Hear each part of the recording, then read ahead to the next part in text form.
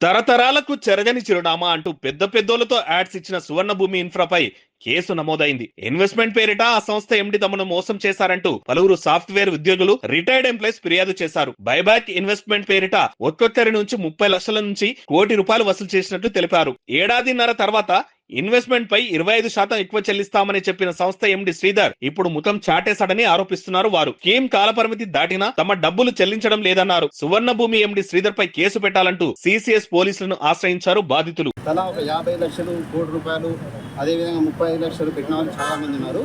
ఇవన్నీ కలిపితే 200 కోట్ల రూపాయలు ఇన్వెస్ట్మెంట్ చేయడం జరిగింది ఇక్కడ. దాని బదులుగా మాకు 2023 ఏప్రిల్లో బైబ్యాక్ ఇక్కడ సంబంధించిన మెన్షన్ చేసిన అమౌంట్స్ అన్ని మాకు ఇస్తానని చెప్పి బొల్లేని శ్రీధర్ ఎండి సువర్ణ భూమి గారు మాకు ప్రామిస్ చేయడం జరిగింది. డైరెక్టర్ దీప్తి గారు ఇద్దరు కలిసి మా దగ్గర ఇంత అమౌంట్స్ తీసుకున్నారు. కానీ మేము ఒక 1.5 year నుంచి తన ఆఫీస్లోకి వెళ్ళి చుట్టూ